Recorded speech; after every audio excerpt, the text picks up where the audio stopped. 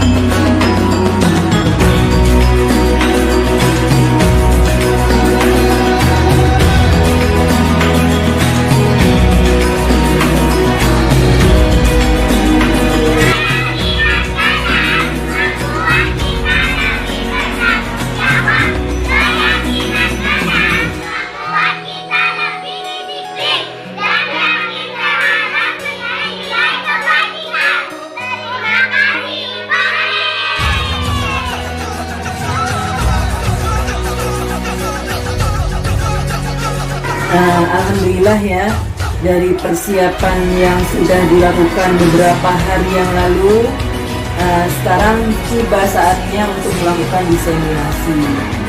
Dan tujuan dari diseminasi ini kita bukan hanya bisa menyebarkan atau menyebarkan kepada teman-teman guru, tetapi juga bagaimana nanti hasil diseminasi ini bisa membawa dampak positif sehingga budaya positif yang diharapkan ini bisa membudaya di SDI Al-Munawwarah, insya Allah ya.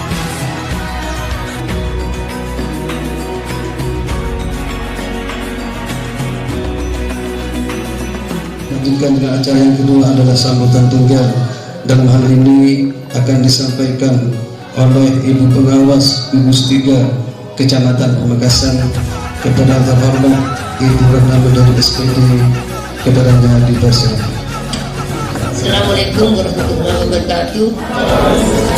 Yang saya hormati Bapak Dr. Andes Didik Siswanto SPD sebagai fasilitator kelas 284. Yang saya hormati Kepala Sekolah SDI Al-Munawwarah.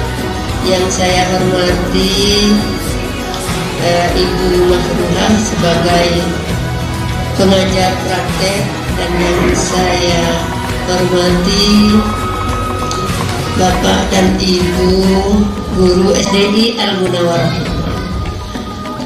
Syukur alhamdulillah pada pagi hari ini kita dapat berkumpul, bisa hadir dalam rangka diseminasi budaya positif aksi nyata modul 1.4. Mudah-mudahan kegiatan ini terlaksana dengan lancar, baik, dan menghasilkan sesuatu yang baik bagi kita semua di dunia pendidikan maupun khususnya di SDI Al-Munawwarah. Selanjutnya adalah acara ketiga, penjelasan umum motivasi CDP dari fasilitator kelas 284. Dan ini akan disampaikan oleh Bapak Dr. Andes Didik Siswanto MPD, kepadanya dipersilakan. Bismillahirrahmanirrahim. Assalamualaikum warahmatullahi wabarakatuh. Syukur alhamdulillah kita panjatkan kehadirat Allah Subhanahu wa taala, rahmat, taufik dan hidayahnya. Pada saat ini kita bisa bersilaturahmi, berkumpul dalam rangka diseminasi.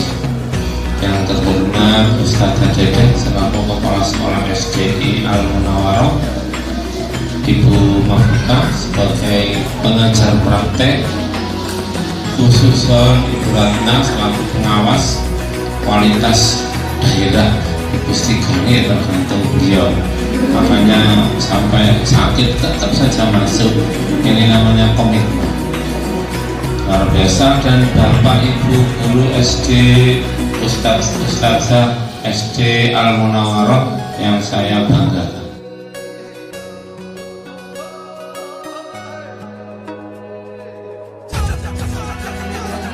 Assalamualaikum warahmatullahi wabarakatuh.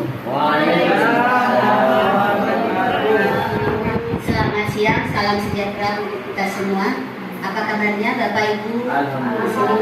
Alhamdulillah, baik ya. Baik, yang terhormat Bapak Fasilitator CGP Angkatan ke-7 kelas 284, Bapak Dr. Andes Didik Siswanto MPD. Yang kami hormati pengajar praktik kelas 284 Ibu Mahruhah SPD.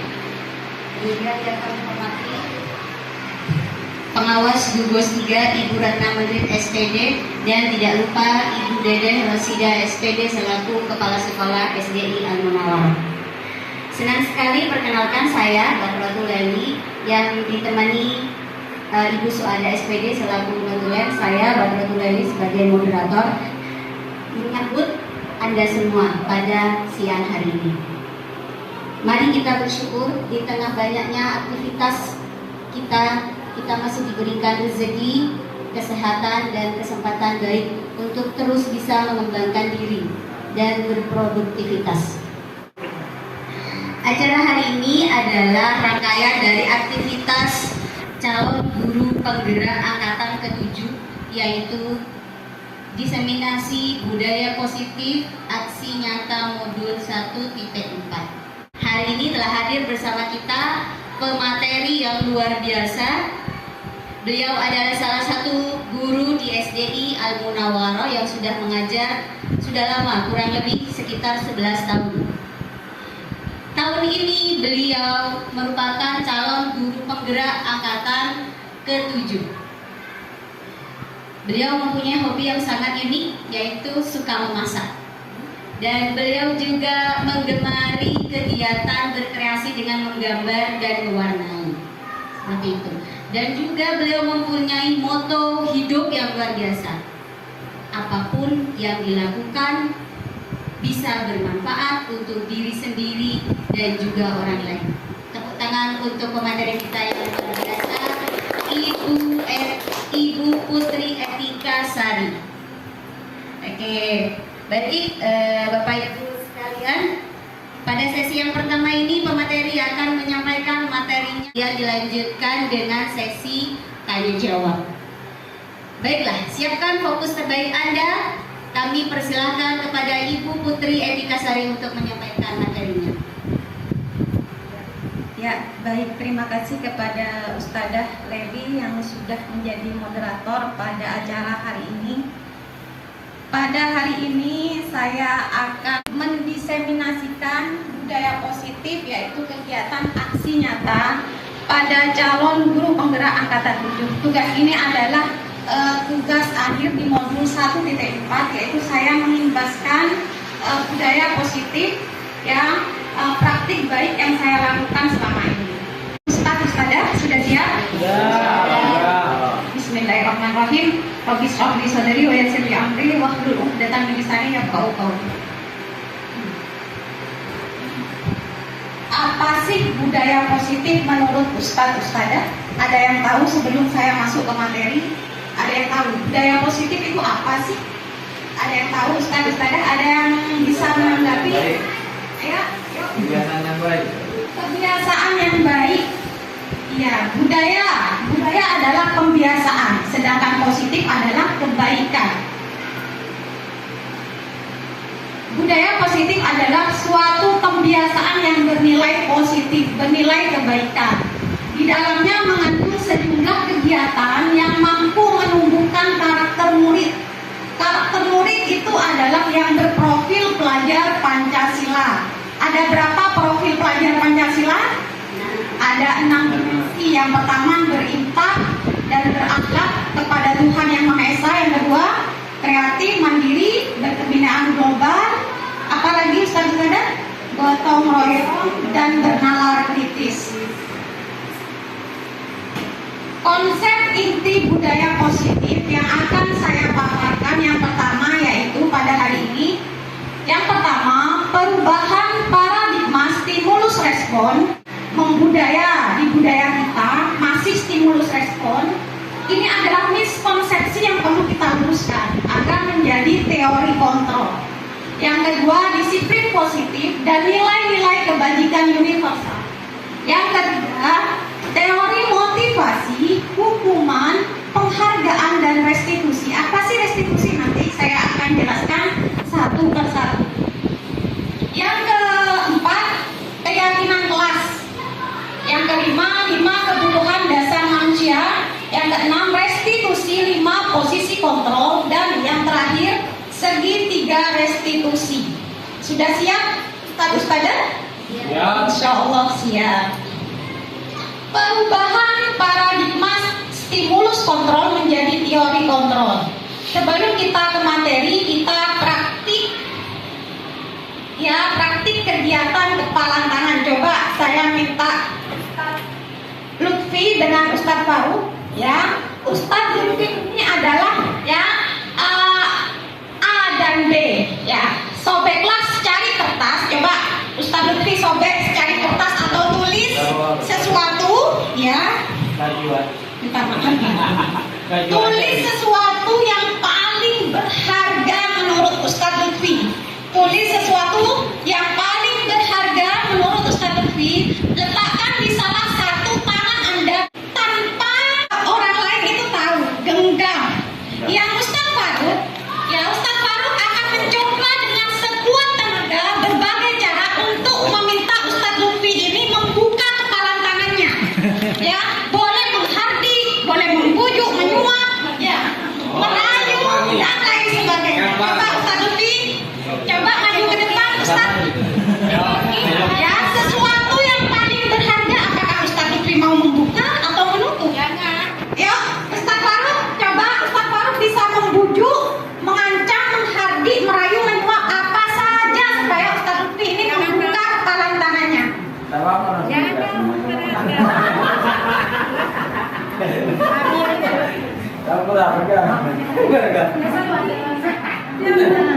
Kenapa Ustaz kok mau membuka kepalan tangannya buat Ustaz Faruk itu kenapa?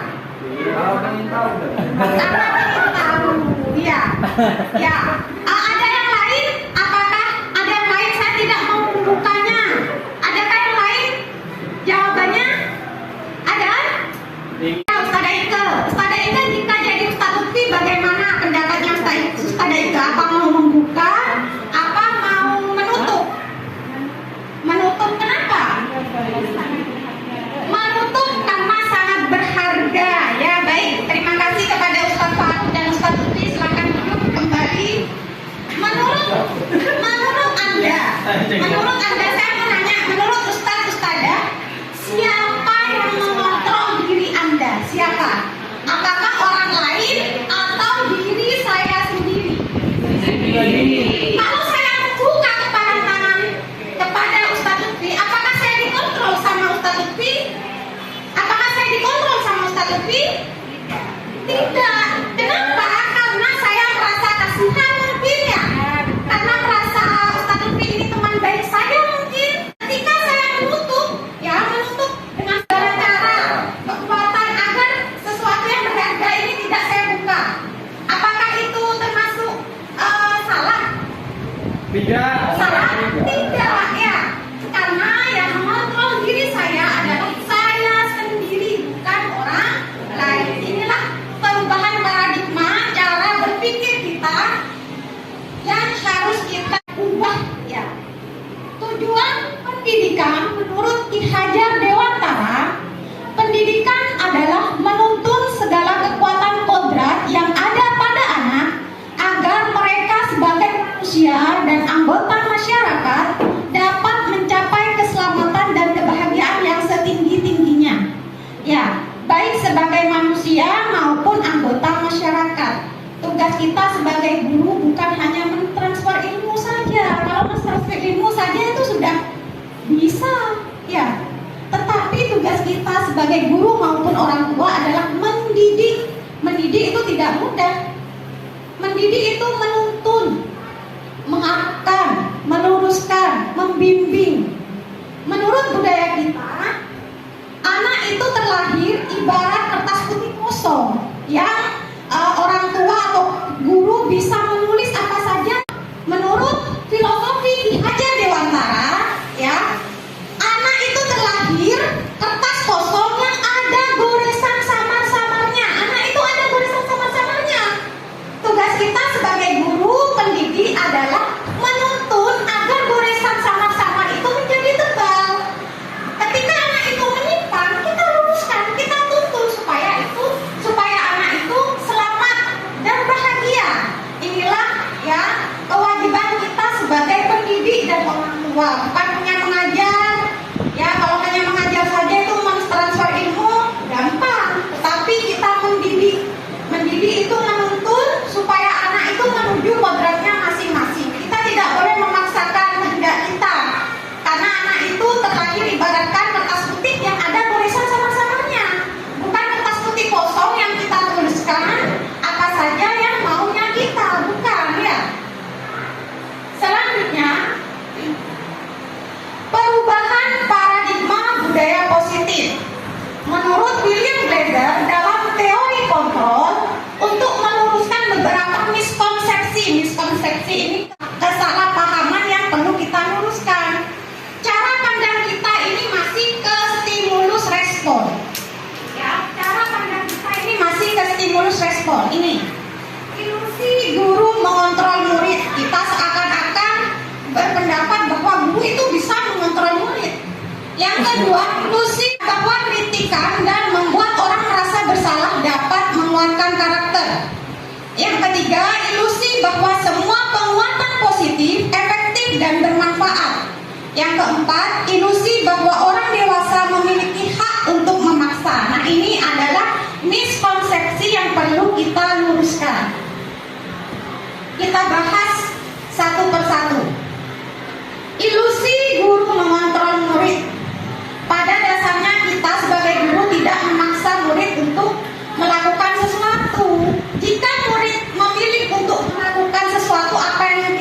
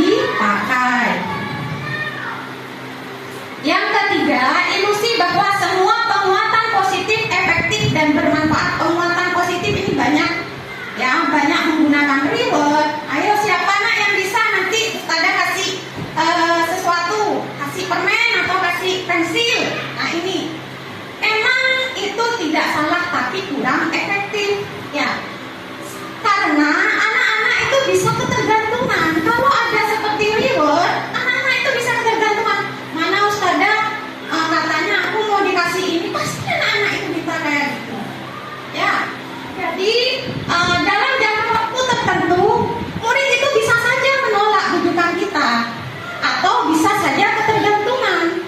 Itu ya, ilusi bahwa semua penguatan positif itu efektif dan bermanfaat kita luruskan. Tidak semua penguatan positif itu efektif, ya. Bisa saja itu nanti menjadi ketergantungan pada murid. Jadi Ustazah, nggak bolehkah kita menggunakan reward?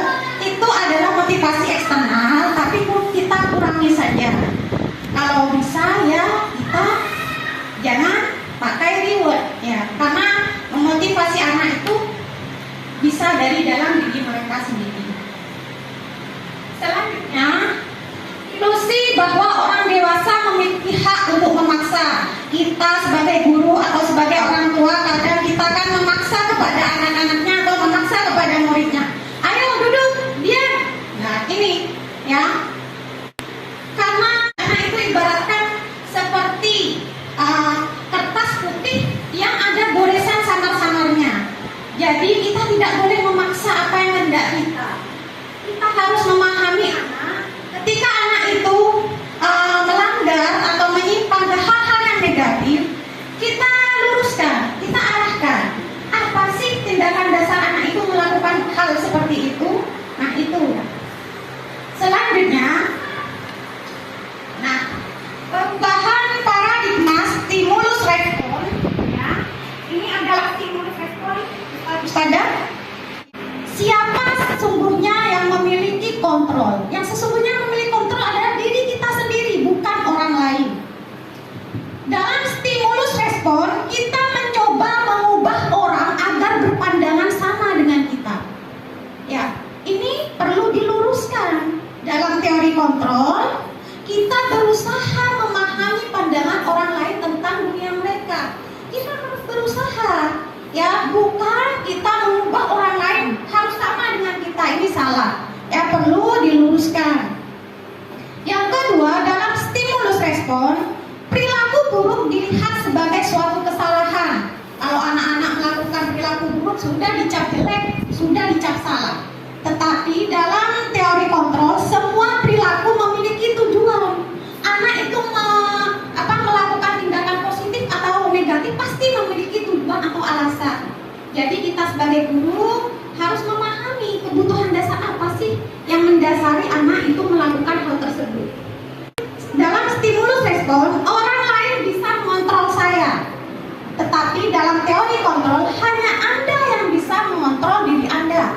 Tetapi kalau kita mengizinkan orang lain untuk mengontrol diri kita sendiri, berarti ada kebutuhan dasar yang kita penuhi. Selanjutnya, saya bisa mengontrol orang lain. Tapi dalam teori kontrol, Anda tidak bisa mengontrol orang lain. Nah ini pandangan kita harus menuju ke teori kontrol.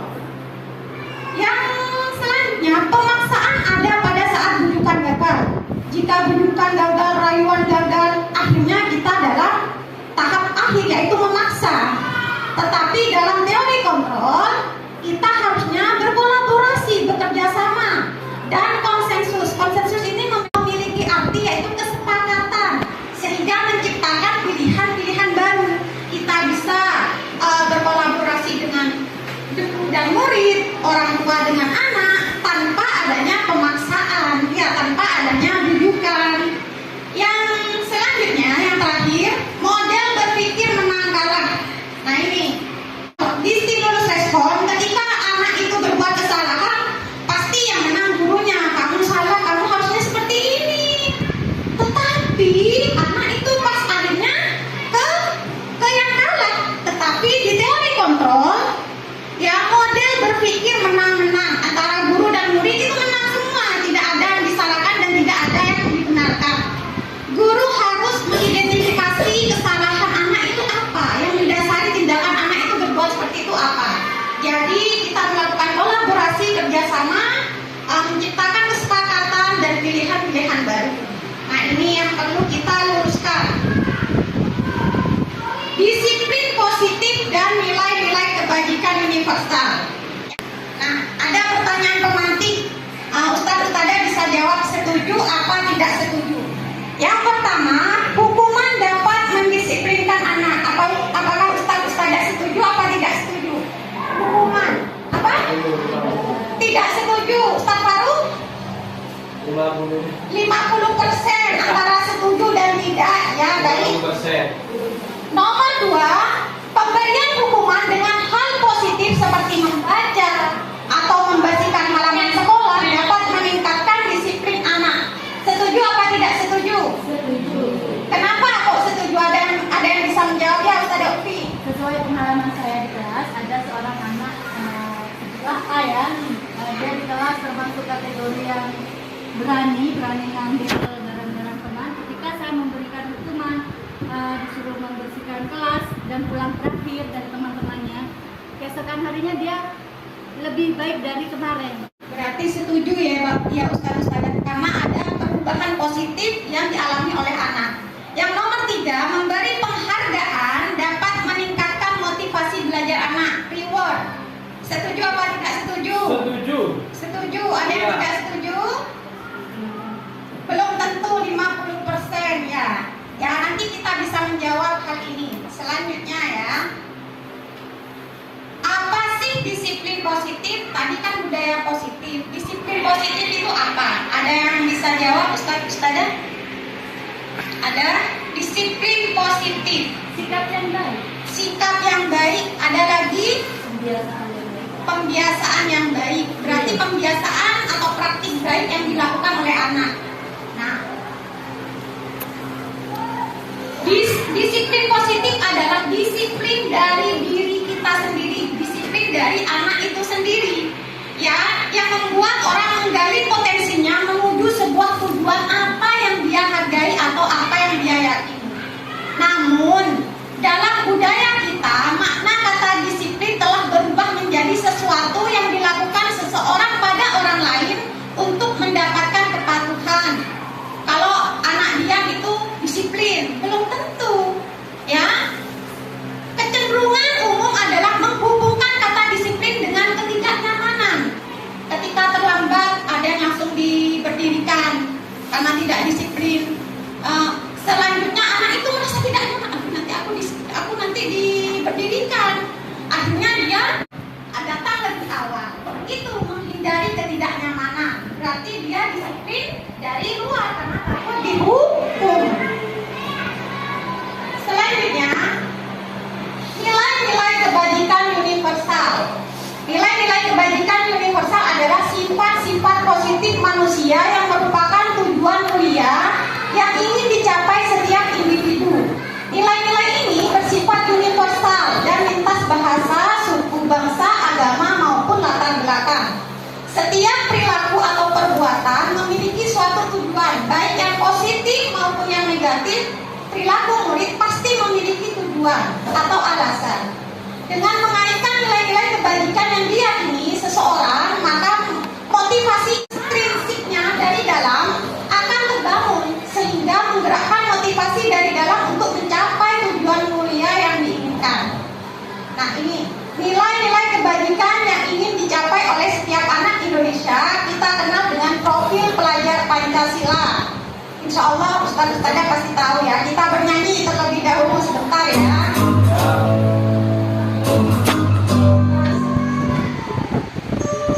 Kita bernyanyi ya. Bernyanyi semua. Ayo bernyanyi semuanya. Belajar Pancasila, beriman dan bertakwa pada Tuhan yang Esa dan berakhlak mulia. Kebinekaan global,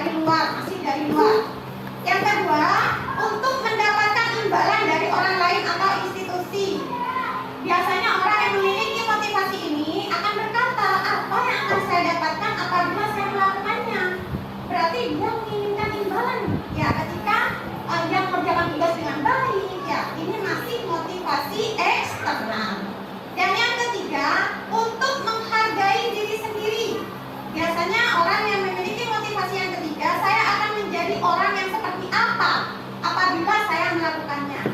Ya, ini adalah motivasi internal tujuan disiplin positif. Jadi disiplin positif itu adalah disiplin diri yang berasal dari anak tersebut, bukan dari orang luar, bukan dari motivasi eksternal. Tujuan dari disiplin positif yang menanamkan motivasi yang ketiga, yaitu menjadi orang yang mereka inginkan dan menghargai diri sendiri dengan nilai-nilai yang mereka percayai.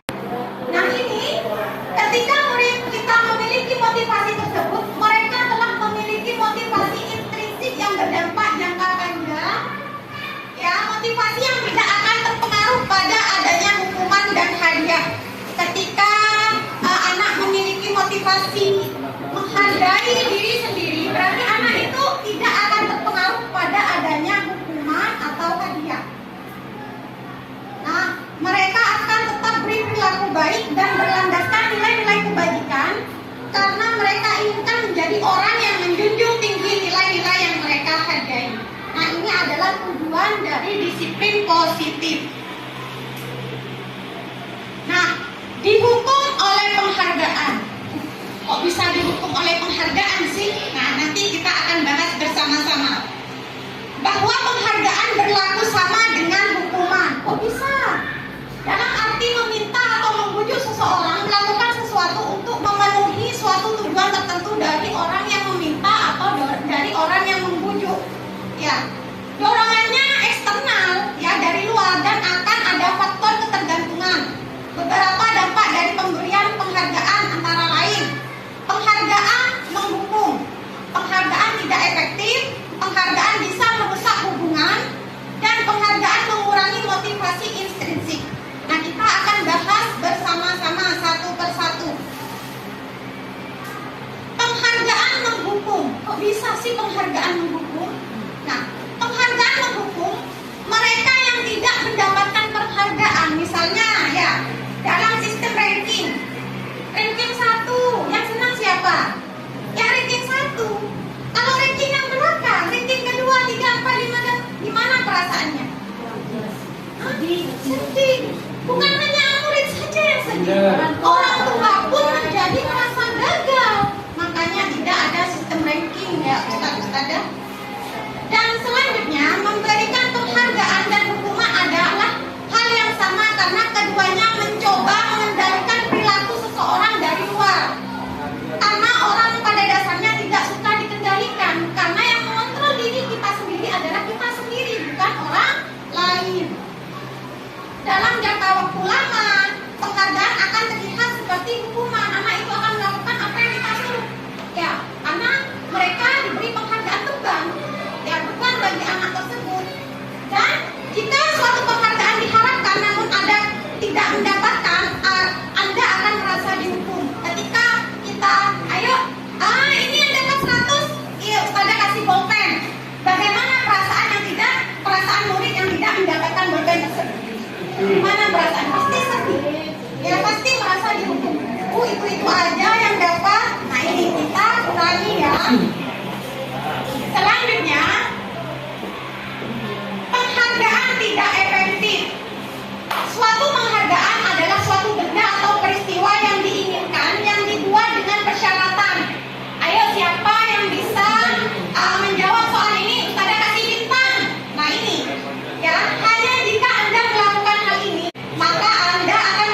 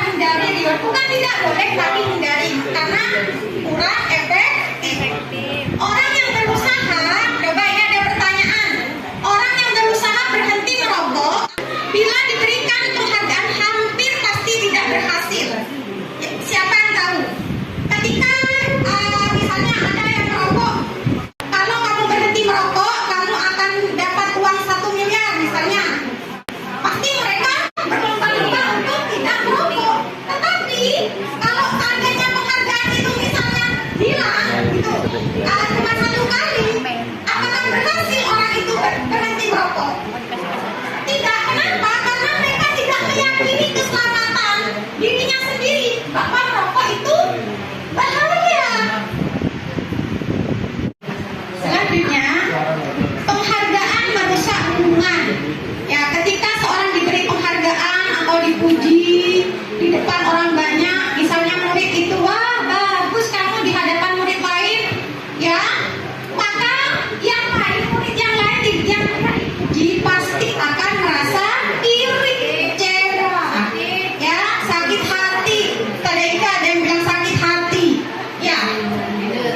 Jika seorang guru sering memberikan penghargaan atau reward, ya, kepada murid-muridnya, sebagian besar kemungkinan murid-muridnya termotivasi hanya dari luar atau motivasi eksternal.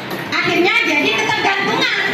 Ya, jika anak itu diberi penghargaan atau pujian di depan kelas, di depan banyak murid, ya, kasihan murid yang lain yang tidak mendapatkan penghargaan atau pujian, mereka akan kecewa.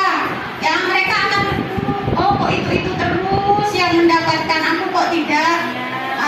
Mereka yang percaya bahwa mereka tidak memiliki kesempatan untuk mendapatkan penghargaan akan berhenti mencoba.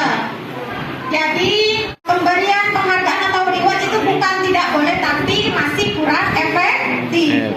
Ya, karena memotivasi anak itu masih dari luar, ya, bukan dari dalam diri anak tersebut. Nah, bentuk program kebajikan atau apresiasinya kenapa? Ya, dalam memberikan apresiasi atau pengakuan perlu diingat beberapa hal. Berarti kita tidak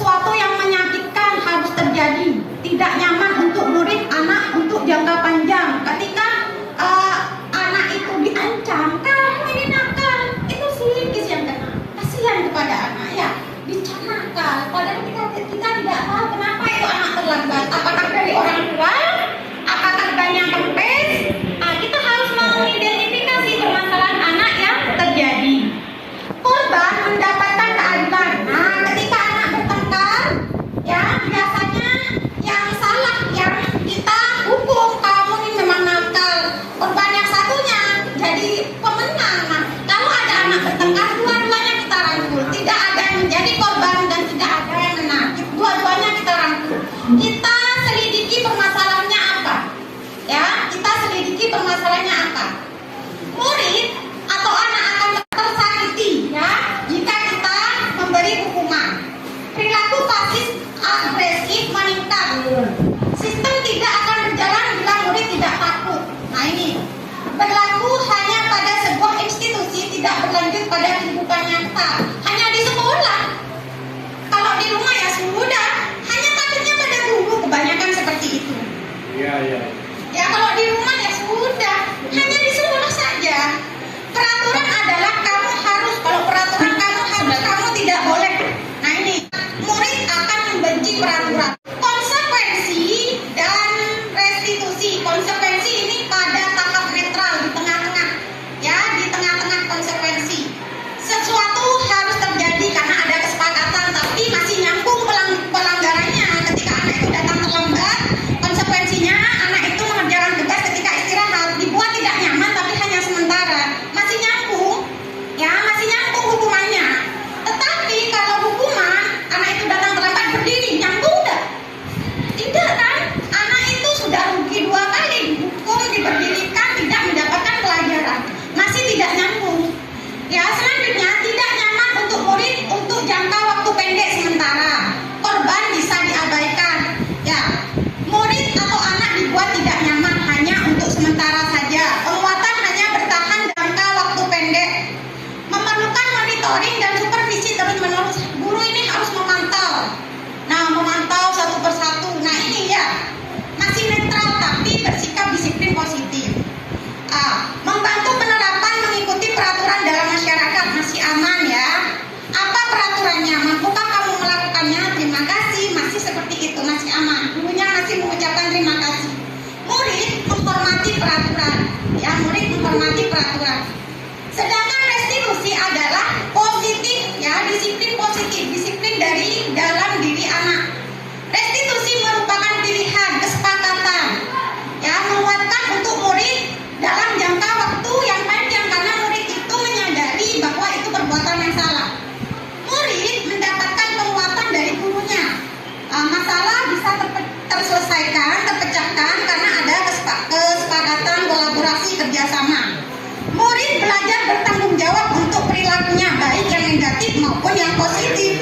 Fokus pada pemecahan masalah dalam jangka waktu yang panjang. Apa yang kamu yakini? Apa yang bisa kamu lakukan untuk memperbaiki masalah ini? Guru akan bertanya seperti itu.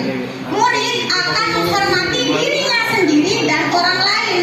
Di posisi konsekuensi, murid hanya menghormati peraturan, tetapi tidak menghormati orang lain dan dirinya.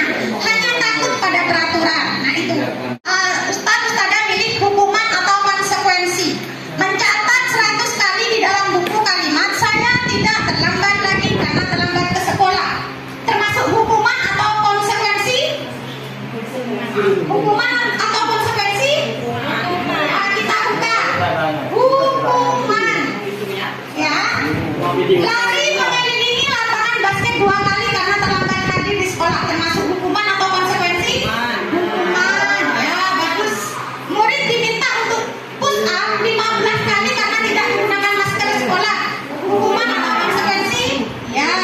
Menggantikan kertas tugas teman yang telah dicoret-coret. Konsekuensi. Iya, bagus. Membersihkan tumpahan air di meja tulis karena tersenggol pada saat belajar. Murid disuruh untuk tidak mengenakan sepatu seharian di sekolah karena tidak mengenakan sepatu hitam. Tidak mengenakan sepatu karena tidak mengenakan sepatu hitam. Termasuk hukuman. Lari mengelilingi lapangan basket 2 kali karena terlambat 10 menit untuk pelajaran PJOK. Konsekuensi ya. Lari ya 2 kali. Ini pada pelajaran PJOK kan ini berarti berhubungan kan ya, masih berhubungan pelajarannya sama konsekuensi tindakan yang dilakukan.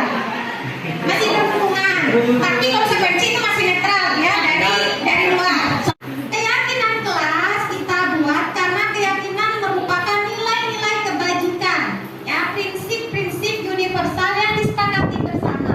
Ya ini, ya saya membuat keyakinan kelas 1A, ya saya dan murid bersosialisasi, berkolaborasi, membuat kesepakatan. Ini murid sendiri yang buat ya.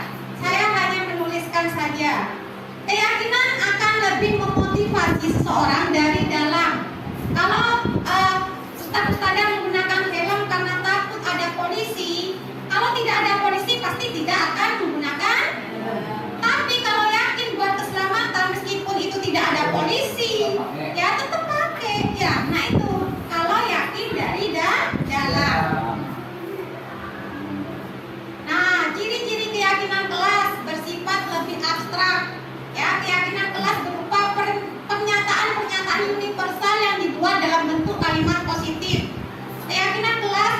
dibuat dalam jumlah banyak sehingga mudah diingat dan dipahami. Ya, keyakinan kelas merupakan sesuatu yang dapat diterapkan di lingkungan kelas tersebut. Pembuatan keyakinan kelas melibatkan semua warga kelas melalui kegiatan surat pendapat berkolaborasi dengan murid. Ya, keyakinan kelas ditinjau kembali dari waktu ke waktu. Nanti setiap 3 minggu atau 2 minggu saya tinjau kembali ada tindak lanjut. Ya, apakah ini ada kekurangan ataukah apakah ini berhasil. Nah, kita di kelas ada peraturan apa tidak? Ada. Peraturan ini masih lingkup kecil. Ya, nanti ustaz-ustazah bisa membuat keyakinan kelasnya masing-masing. Nah, keyakinan kelas ya dari kelas 1 sampai kelas 6 membuat keyakinan kelas, akhirnya menjadi lingkup yang positif dan akhirnya menjadi lingkup besar yaitu menjadi budaya yang positif. Nah, ini nanti ustaz-ustazah ketika sudah selesai materi ini membuat keyakinan kelas. Nah, ini contohnya ya yang saya buat.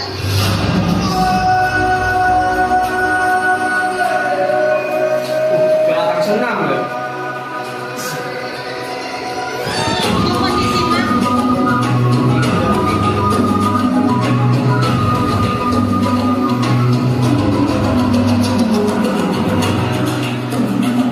Kita bersosialisasi, kita memberi arahan keyakinan kelas itu apa sih kepada murid. Lalu murid memberikan pendapatnya melalui kertas-kertas kecil, ya.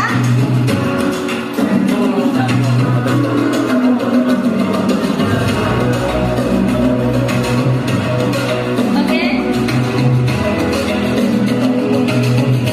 Setelah murid menulis kesepakatan, murid itu menempelkannya di depan. Nanti kita bacakan bersama-sama. Kita kelompokkan mana yang ini tentang waktu, tentang menghargai teman. Nanti kita kelompokkan dari akhirnya menjadi sebuah keyakinan kelas.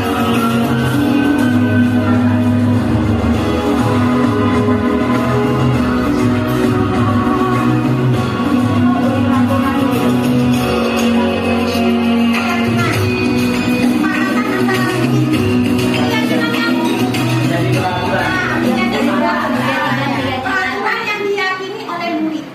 Ya, kita buat keyakinan jangan peraturan ya.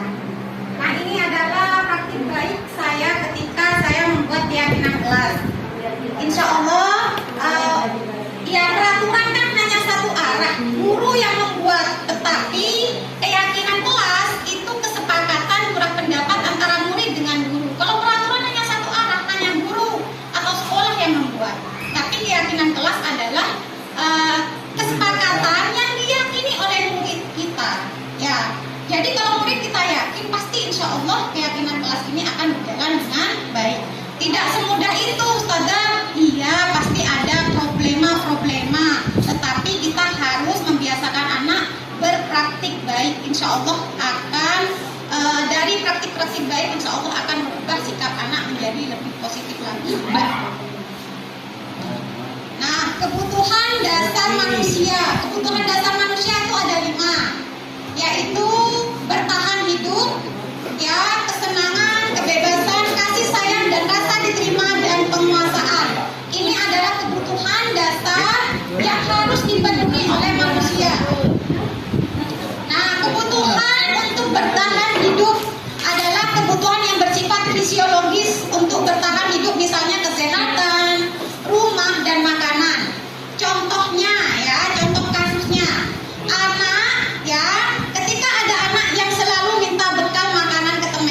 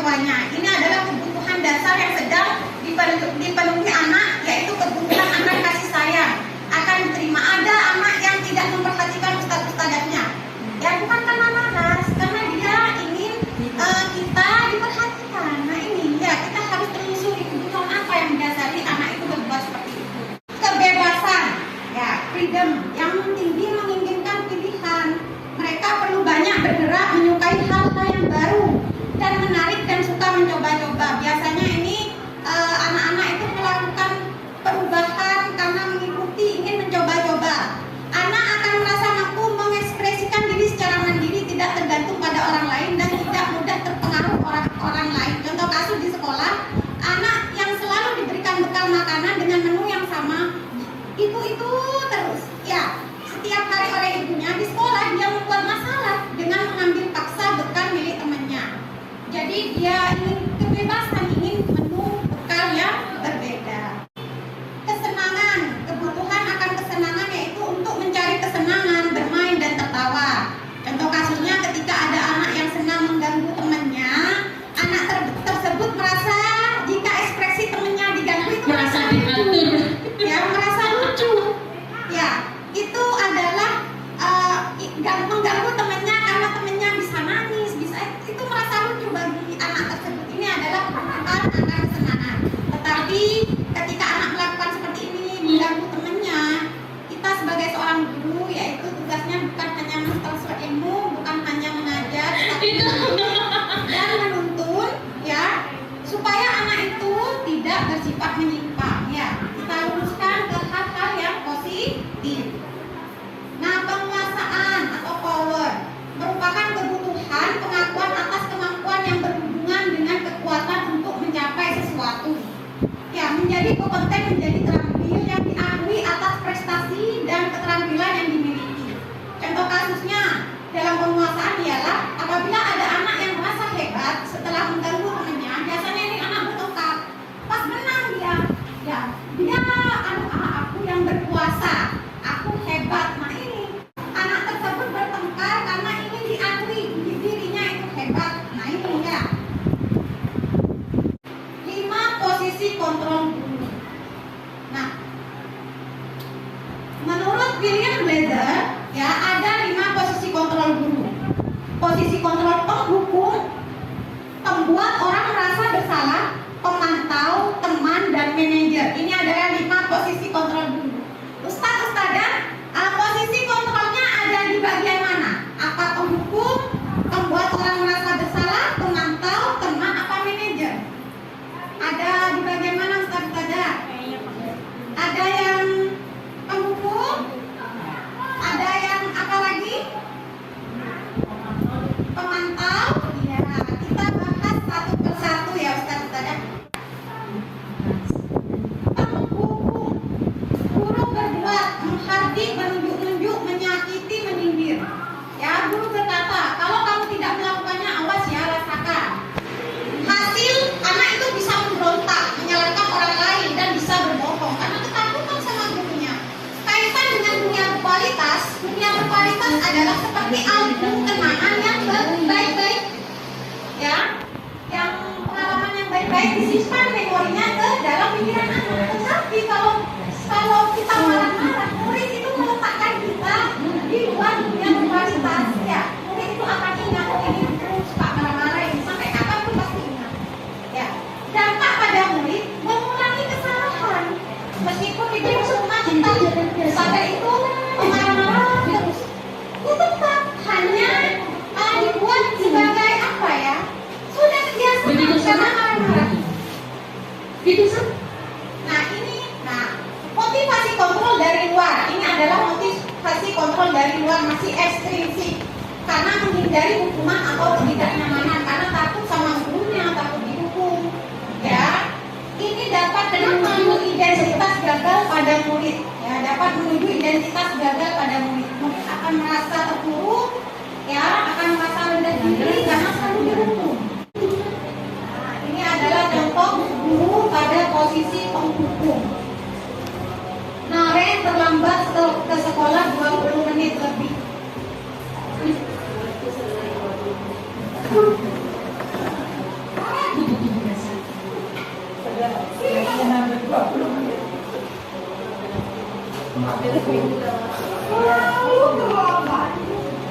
Kamu deh, pasti terlambat.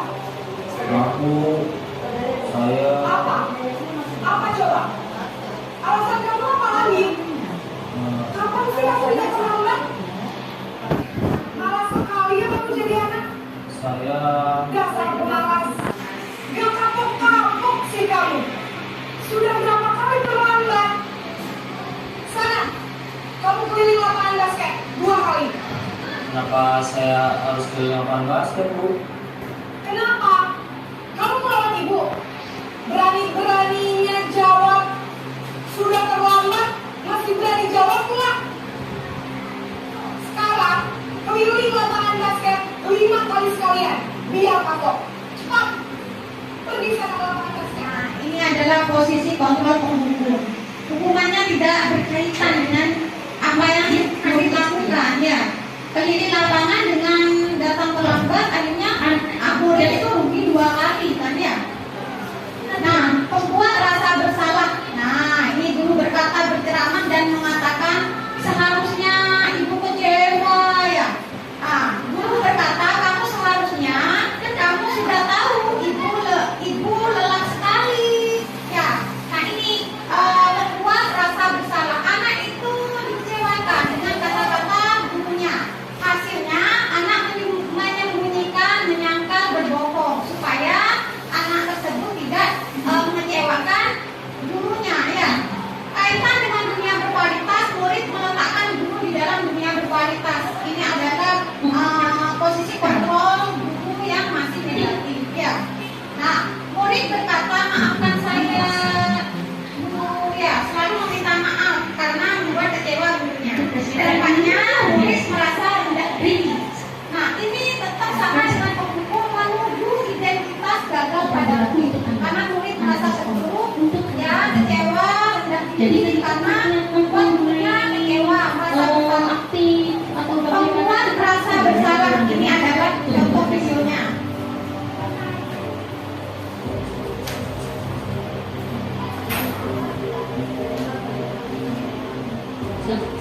Umpama nilai kebaikan yang membuat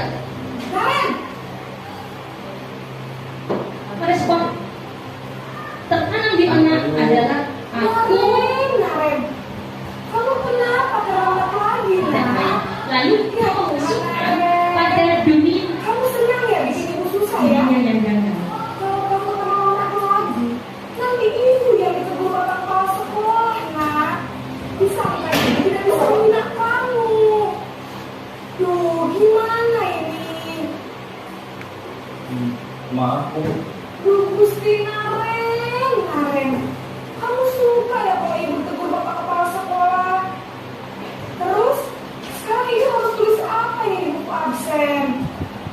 Ini kamu sudah sering terlambat loh. Ibu harus apa coba? Maaf, Bu. Maaf sekali. Ya sudah, lain kali jangan bikin ibu susah lagi ya, Nak, ya. Ibu tidak akan kuat lagi kalau kamu begini terus.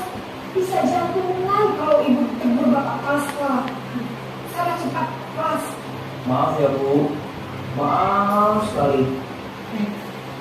Nah, ini adalah posisi kontrol pembuat merasa bersalah, ya. Selanjutnya, posisi kontrol teman. Ini adalah posisi kontrol yang netral, ya, masih positif, tetapi ada dampak negatifnya juga, ya. Tetapi ini masih positif dalam kategori positif. Ya, guru membuatkan alasan untuk muridnya. Ya, guru berkata, ayolah lakukanlah demi ibu. Masa kamu tidak mau ingat, tidak mau bantu ibu? Nah, ini hasilnya kepada murid ketergantungan, ya. Kaitannya dengan dunia berkualitas, murid meletakkan gurunya guru, ya, sebagai orang yang penting di dunia berkualitas karena dianggap teman. Ya, murid berkata, saya pikir bapak ibu teman bagi saya, ternyata begitu. Nah, dampak pada murid lemah, tidak mandiri, ketergantungan. Nah, ini masih dalam tahap positif, tapi masih pada posisi netral, ya. Nah, ini ya masih mengharapkan imbalan atau ketergantungan orang lain, ingin dipuji sama gurunya, ya. Nah, ini adalah menuju identitas berhasil pada murid, tapi masih netral tapi positif. Contohnya,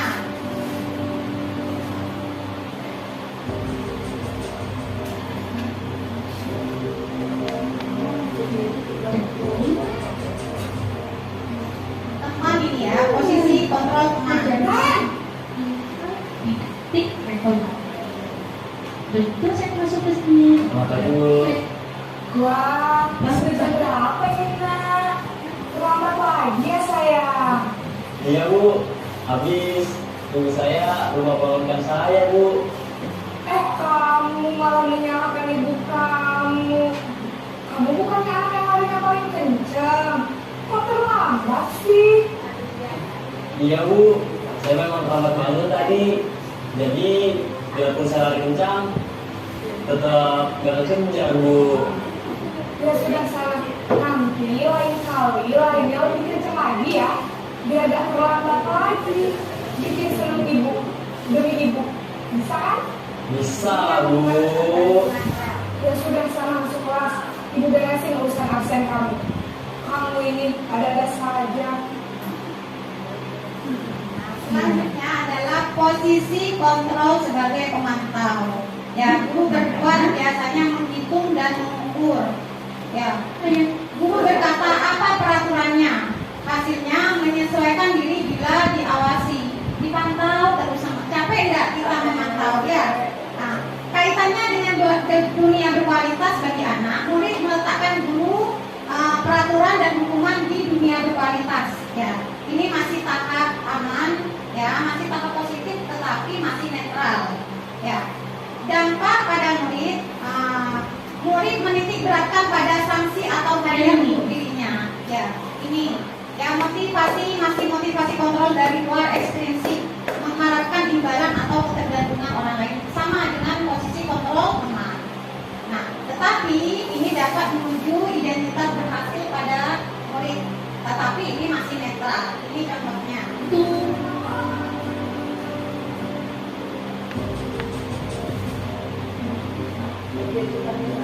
Sama, tetapi aksi yang berbeda. Buat untuk pembelajaran. Karen!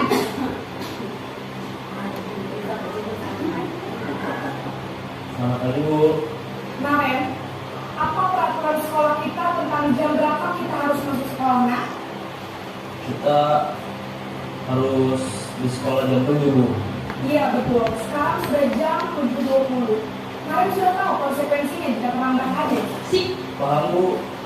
Saya harus jaga kelas, harus jam istirahat Begitu selama 20 menit. Iya benar, konsekuensinya demikian. Jadi nanti jam 9.30 pas istirahat, kamu harus tinggal di kelas, kerjakan tugas tambahan untuk ketertinggalan kamu, ya? Baik Bu. Dalam posisi pemantau, ada konsekuensi yang disepakati antara guru dan murid, tetapi konsekuensinya masih berhubungan, ya. Nah, masih berhubungan, anak itu terlambat, tapi konsekuensinya ketika istirahat dia mengerjakan tugas yang ketinggalan, masih berhubungan. Ya, murid itu merasa tidak nyaman sementara. Ada hal yang pribadi termasuk. Nah, ini adalah posisi manajer. Ya, posisi ideal bagi guru. Meskipun sulit, ya, meskipun sulit kita menjadi posisi manajer, kita bisa belajar dari posisi teman, posisi pemantau, dan kita akhirnya bisa ke posisi manajer. Coba nanti Ustazah bisa melihat bagaimana posisi manajer ini yang ada pada materi itu. Guru berdebat mengajukan pertanyaan-pertanyaan. Guru berkata apa yang kita yakini, apa yang bisa kau kerjakan untuk memperbaiki masalah ini. Hasil menguatkan pribadi karakter anak. Ya, kaitan dengan dunia berkualitas, murid meletakkan dirinya sebagai individu yang positif dalam dunia berkualitas, bukan orang lain, tapi dirinya sendiri. Ya, bukan orang lain. Ya, murid berkata bagaimana saya bisa memperbaiki keadaan ini. Ya, dampak pada murid mengevaluasi diri bagaimana cara memperbaiki diri. Ya, dia mengaitkannya, ya, meletakkan dunia berkualitasnya dirinya sendiri, bukan orang lain. Nah, ini termasuk motivasi kontrol dari dalam, menghargai diri sendiri. Nah, menuju identitas berhasil atau sukses pada murid. Nah, insya Allah nanti Ustazah bisa belajar pada posisi kontrol manager. Nah, ini adalah posisi kontrol manager.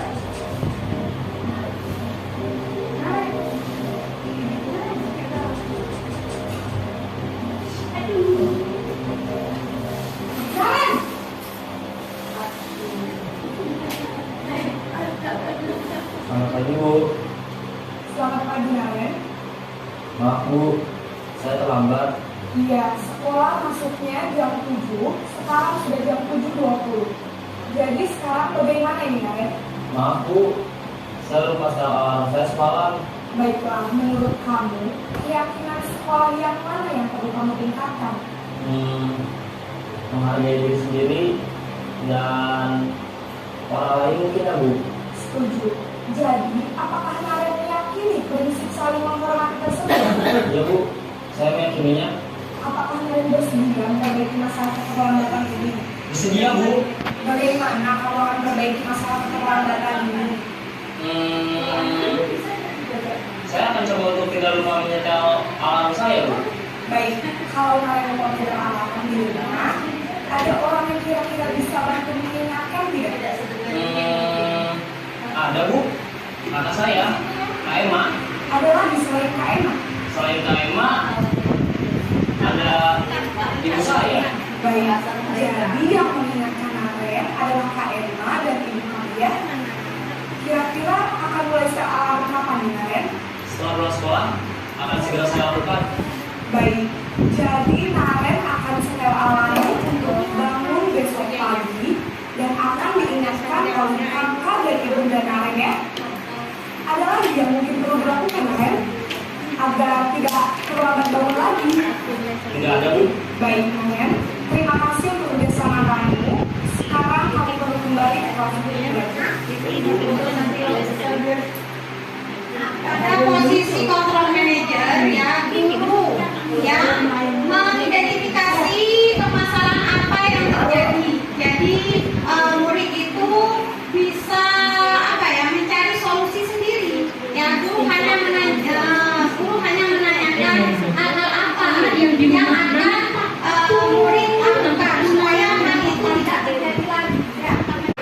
Kita bisa memilih posisi kontrol mana yang baik bagi murid kita. Ya, untuk materi selanjutnya yaitu segitiga restitusi. Nah, segitiga restitusi ada 3 tahapan. Yang pertama pada dasar segitiga menstabilkan identitas. Yang kedua validasi kebutuhan dan yang ketiga menanyakan keyakinan. Nah, ini adalah 3 tahapan segitiga restitusi. Yang pertama, tahap pertama menstabilkan identitas berguna untuk membuat anak yang merasa gagal karena berbuat salah menjadi positif terhadap dirinya. Ketika anak berbuat kesalahan, ketika sama gurunya ditanya, pasti anak itu memiliki emosional, takut dimarahi sama gurunya ya. Guru berkata supaya anak itu tidak emosional, bisa stabil emosinya, berkata seperti ini, berbuat salah itu hal yang manusiawi, tidak ada manusia yang sempurna. Ya, kita pasti bisa menyelesaikan permasalahan ini. Jadi emosional anak itu yang awalnya tinggi akan turun, stabil ya. Nah ini ya, setelah menstabilkan identitas, lanjut ke tahap kedua, validasi kebutuhan. Berguna untuk membantu murid mengenali kebutuhan dasar yang ingin dipenuhinya ketika melakukan kesalahan. Yang murid pasti melakukan kesalahan karena kebutuhan dasarnya tidak terpenuhi. Nah itu ya. Jadi guru berkata, nah kamu bisa saja melakukan hal yang lebih buruk, tapi kamu tidak melakukannya ya. Kamu pasti punya alasan mengapa kamu melakukannya. Apa yang penting bagi kamu? Kita tanyakan ya. Kita validasi, kita identifikasi apa kebutuhan dasar apa yang mendasari anak itu bertindak salah atau melakukan kesalahan, penyebabnya ya. Lanjut. Selanjutnya, ketika tahap 1 dan tahap 2 sukses, nah kita ke tahap ketiga menanyakan keyakinan kelas yang sudah disepakati bersama. Hal ini bertujuan anak melihat kesalahannya dihubungkan dengan norma sosial dan nilai-nilai yang mendasari manusia yang berinteraksi dengan orang lain. Dan guru berkata, apa nilai yang kita percayai di kelas atau sekolah kita? Nilai-nilai universal apa yang telah kita sepakati? Nah ini ya. Ini adalah contoh kegiatan praktik baik saya yang kemarin. penerapan segitiga restitusi pada kasus yang pertama, yaitu datang terlambat ke sekolah.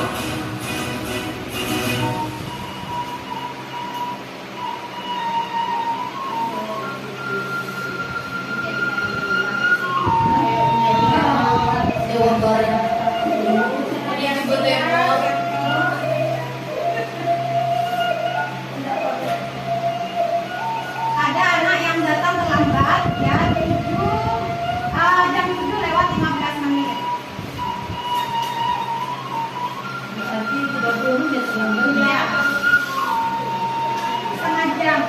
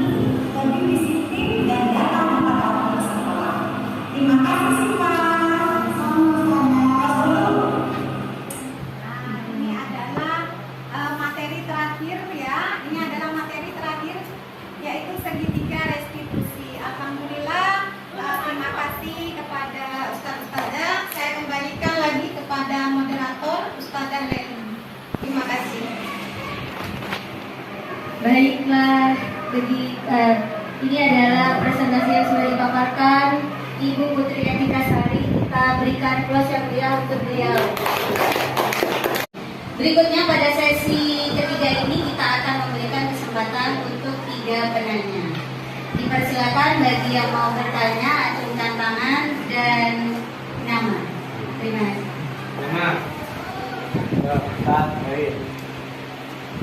Baik, saya akan bertanya.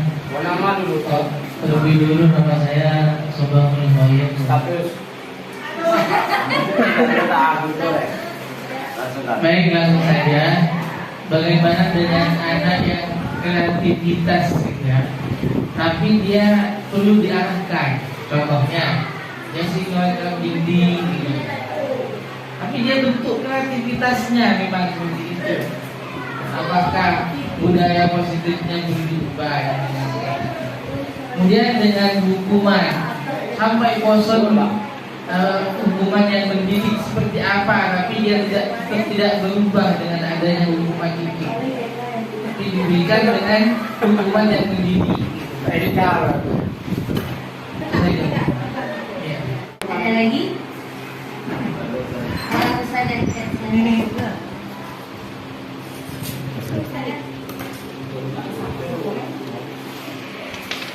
baik, nama saya Sadaitu Suciati ya.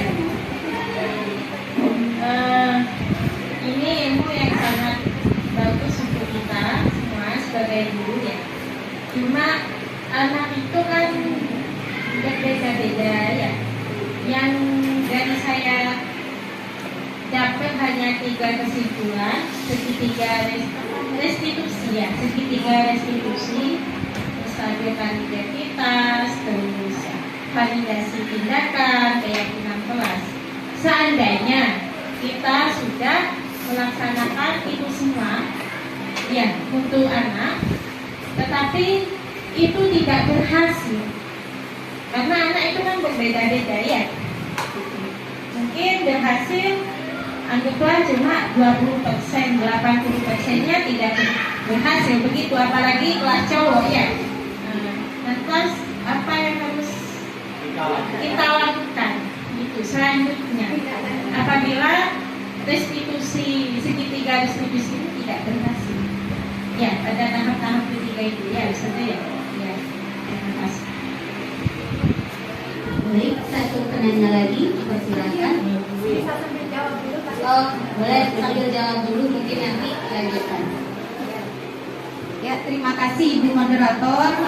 Untuk pertanyaan Bapak Sohibul Khair, ya, ketika anak itu kreatif, ya, mencoret-coret tembok, apakah kita akan mematikan kreativitasnya, gitu ya? Kita sebagai pendidik, ya, menuntun anak, ya, ketika anak itu kreatif mencoret-coret tembok, menggambar, ya, misalnya bagus sekali, kita tuntun, kita buat dinding yang memang khusus untuk coretan-coretan anak atau lembaran kosong ya, dia tidak mematikan kreativitas anak ya. Kita sebagai guru harus berinovasi ya. Ya, jangan mematikan kreativitas anak itu, kamu salah, nyari-nyari di sini tidak benar ya. Tetapi kita tuntun ya, kita inovasi supaya tidak mematikan kreativitas, dan kreativitas itu bisa dilihat oleh orang banyak. Kita buat papan atau tembok memang yang memang benar-benar untuk tulisan anak atau kreativitas anak, agar anak itu bisa melakukan kreativitasnya sendiri ya, bisa dilihat oleh orang lain ya. Dan yang kedua ya, hukuman mendidik ya, hukuman mendidik, tetapi anak itu tetap berlaku sama ya. Ya, seperti itu. Kita sebagai guru memberi hukuman yang mendidik, misalnya membaca atau membersihkan kelas ya. Tetapi anak itu tetap melakukannya, tidak ada perubahan. Kita bisa ya bekerja sama dengan guru lain atau orang tua. Ya, ketika budaya positif itu hanya kita yang kerjakan, kita tidak bisa, karena budaya positif itu harus adanya saling kerjasama antara murid. Kalau murid tidak bisa diajak kerjasama, kita lihat, kita identifikasi, kita minta bantuan kepada wali murid atau orang tuanya ya, dan guru-guru sekitar. Untuk pertanyaan Ustazah Ike ya tentang segitiga restitusi, tahap 1 stabilkan identitas, tahap kedua validasi tindakan, dan tahap ketiga menanyakan keyakinan kelas.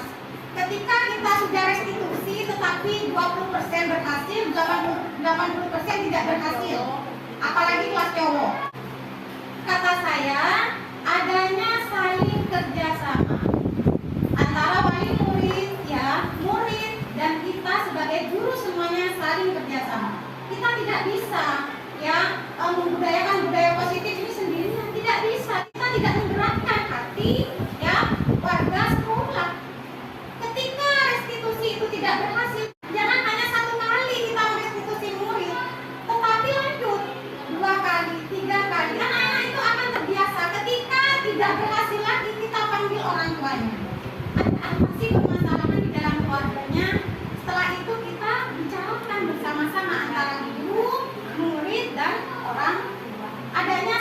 bekerja sama.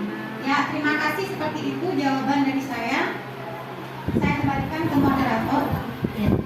Saya tanya lagi kepada penanya, apakah sudah puas dengan jawabannya? Alhamdulillah. Saya beri kesempatan lagi satu penanya, ada yang mau dipertanyakan lagi? Sudah ya? Ya. Baiklah para hadirin semua, yang dapat kita simpulkan pada pertemuan kali ini, penanaman keyakinan kepada diri anak itu melalui teori kontrol itu adalah peran kita sebagai guru. Kita harus menggunakan peran kita sebagai guru untuk menanamkan budaya positif ini dengan sebaik-baiknya. Dan peranan itu akan berhasil jika melakukan kolaborasi dengan semua yang berhubungan, baik itu dari murid, guru, orang tua, semuanya harus bekerja sama. Sebagai penutup, saya persilakan kepada pemateri untuk menyampaikan closing statement-nya. Bismillahirrahmanirrahim. Insya Allah guru SD itu guru hebat. Ya, ustadzah insya Allah sudah tidak memberikan hukuman terhadap murid, tetapi hukuman yang mendidik. Guru SD Al-Munawarah bisa menjadi ya posisi kontrol yang ideal, yaitu posisi kontrol manager. Insya Allah guru SD sudah seperti itu, tetapi tidak menanyakan keyakinan kelas. Bagi guru atau wali kelas bisa membuat keyakinan kelas. Keyakinan kelas yaitu kesepakatan atau aturan yang diyakini oleh murid. Ya, sehingga murid itu bisa melaksanakan keyakinan kelas dengan penuh tanggung jawab. Nah, itu adanya kerjasama antara guru yang membudayakan budaya positif dari hal-hal kecil, membuang sampah pada tempatnya, praktik baik yang kecil, insya Allah itu ditiru sama murid. Insya Allah, karena kita adalah sebagai contoh, sebagai teladan. Jadi tugas kita, apalagi guru, mendidik. Ya, bukan hanya mengajar. Mendidik itu berat. Mendidik itu menuntun, mengarahkan, membimbing, menjadi amo, merangkul semua. Anak yang tidak bisa maupun bisa merangkul semua. Ya, proses anak menjadi bisa. Jangan lihat hasilnya, tapi lihat proses. Anak yang sudah pintar melakukan tugas A ini sudah biasa bagi dia. Tetapi anak yang tidak bisa melakukan tugas itu tapi bisa akhirnya, itu sungguh luar biasa. Itu kita memberikan pengakuan pada saat itu. Ya, terima kasih. Terima kasih untuk kreativitas kali, dan akhirnya kita sudah selesai. Apresiasi yang setinggi-tingginya untuk pembicara kita kali ini dan juga para Bapak Ibu sekalian di sini. Sekali lagi saya ucapkan terima kasih. Akhirnya saya Badrotul Leli sebagai moderator dan juga Ibu Suada sebagai notulen dan juga para hadirin semua, saya pamit undur diri. Kita tutup dengan pantun Burung Dara Burung Cendrawasih ke Kota Kelihatan. Saya ucapkan terima kasih, semoga bisa bermanfaat. Wassalamualaikum warahmatullahi wabarakatuh.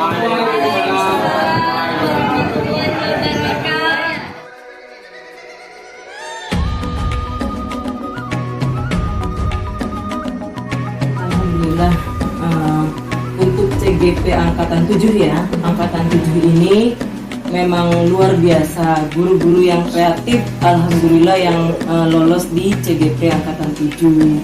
Jadi ada Ustadzah Ida, Ustadzah Amalia, Ustadzah Putri, dan ini juga mendapat apresiasi yang positif dari fasilitator dan dari pengajar praktik ya tadi. Nah, untuk kegiatan diseminasi ini sebenarnya persiapannya sudah luar biasa ya, sudah luar biasa gitu. Dan memang dengan persiapan yang memang matang gitu, 3 bulan Ustadzah ini sudah mengikuti pendidikan di CGP. Jadi sudah cukup ilmu untuk diseminasi. Dan tadi dalam pelaksanaan ya, juga saya lihat dari Ustadzah Amalia di kelompok 1, Ustadzah Ida kelompok 2, Ustadzah Putri kelompok 3. Ini luar biasa menyampaikan materi tentang budaya positif kepada guru-guru, dan guru-guru pun insya Allah antusias. Saya lihat di setiap fokus group discussion-nya ini ternyata interaktif gitu. Jadi ada penyampaian dari ustadzah, tapi juga mereka juga memberikan feedback yang bagus gitu untuk perkembangan ini budaya di sekolah kita. Nah, saran dari saya untuk kedepannya untuk yang CGP ini nanti yang pertama bisa memotivasi teman-teman di SDI Al-Munawaroh, bukan hanya sekedar memotivasi untuk jadi CGP, tetapi juga bagaimana memotivasi ini supaya mereka ini kalau di motonya CGP ya tergerak, bergerak dan menggerakkan. Jadi seperti itu. Nanti ketika selesai atau lulus ya dari CGP, ini emang benar-benar harus bisa ketiga-tiganya. Kita harus sudah tergerak, sudah. Berarti kita harus bergerak dan kita harus menggerakkan orang lain gitu, supaya ikut aktif dalam praktek-praktek baik yang ada di sekolah, sehingga sekolah ini semakin berkembang, semakin maju. Saya ingin bagaimana pendapat Ustaz dan Neti tentang kegiatan diseminasi pada hari ini. Oh, kegiatan hari ini Masya Allah bagus sekali, keren. Saya karena memang bukan guru penggerak, jadi saya punya ilmu baru ketika Ustazah Putri menyampaikan tadi. Menarik, bagaimana kita bisa menangani ketika anak-anak mengalami kendala di saat belajar, berkomunikasi dengan teman. Kita sebagai pengganti orang tuanya kan Masya Allah bisa lebih termotivasi dengan ilmu yang disampaikan. Alhamdulillah. Iya. Selanjutnya apa yang paling berkesan pada materi tadi itu? Yang pasti cara penyampaian Putri kepada saya pribadi ya, dan penyampaiannya itu friendly sekali, jadi saya langsung mengena gitu. Oh, berarti saya menangani anak itu ada sedikit yang harus diperbaiki, sedikit motivasi dari Bu Putri tadi menyampaikan pada saya bahwa anak yang kita didik setiap hari ini bukan hanya sebagai anak kita, tapi bisa jadikan teman gitu, bisa dijadikan ilmu juga buat saya. Terima kasih ya Bu Putri. Terima kasih atas masukan dan testimoni pada saya.